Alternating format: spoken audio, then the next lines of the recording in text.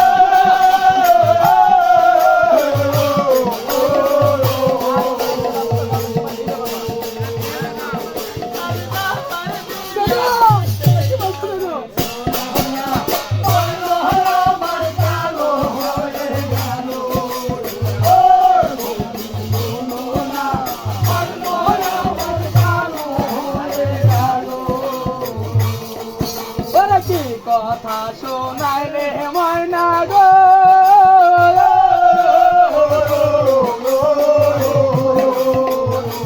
ময়না সহিতে না পারিলে গো শোনো না তোমার কালো কালো হলো তোমার কালো কালো হলো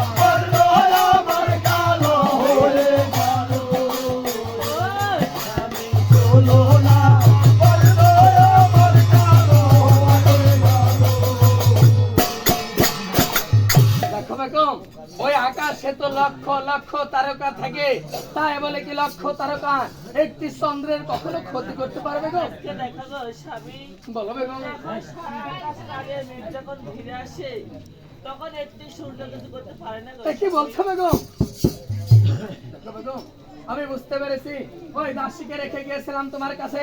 দাসীর প্রতি তোমার ভরসা নাই, দাসীর প্রতি তোমার আস্থা নাই, তোমার প্রাণে বড্ড ভয় হচ্ছে। তারই কারণে আমি চুপি চুপি এই যে তোমার মহলে একটা ধর্ম ঘড়ি টাঙ্গিয়ে দিয়ে যাচ্ছি।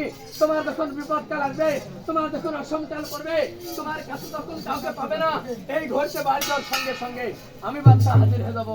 তবে একটি কথা বেগম, আমার কি কথা? তোমার আল্লাহ রাসূলের দোহাই, তোমার বিপদকাল না আসা পর্যন্ত, অসমকাল না পড়া পর্যন্ত, এমন কেমন নামাজের সময় কখনোই ঘরতে বাড়ি দেবে না। আমি বাড়ি দেবো না।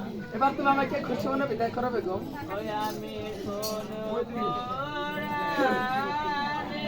তোমায় দিব আমি দায় স্বামী। বেগম, এই কি বলছো বেগম? ওরে কোন পরায়ানে দেব তোমার স্বামী গো। আই জানি পানিলা বেগম,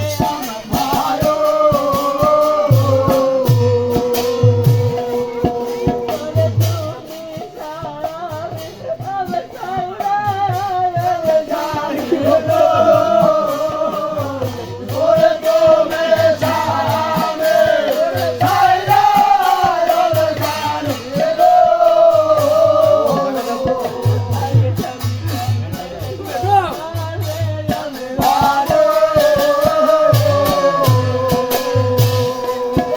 আমার ফাটা বাড়ি আমার ফাটা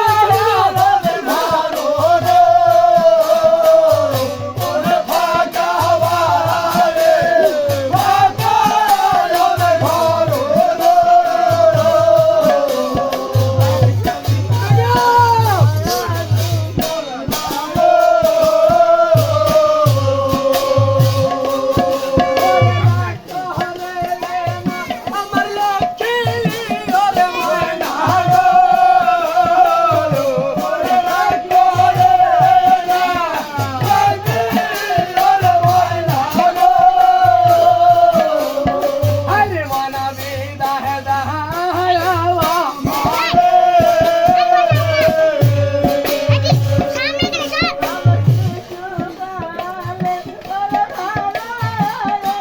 কি বলছো বেগম?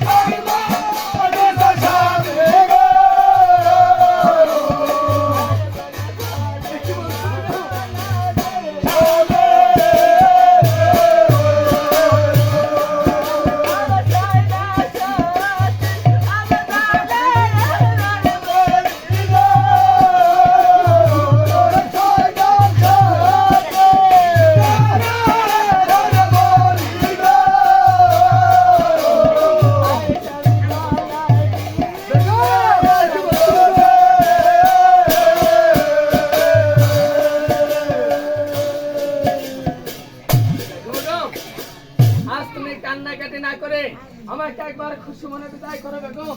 আমি যে বাদশাহী দরবারে যেতে চাই। আল্লাহকে সালাম, আমি তাহলে আসতে পারি বেগম। বিদায় বেগম, বিদায়। আরে যে কালে বাদশা আমার বিদায় হয়ে গেল, ওই দূর থেকে দাসী আমার নজরে দেখছিল। দাসী বলে আল্লাহরে ভালো কর্ম হলো, তবু কইছি দাসী আদেন আমার আসিব। এই যে বাদশা ঘড়ি দিয়ে গেল, বড় রানীমার কানে তুলে দেবো।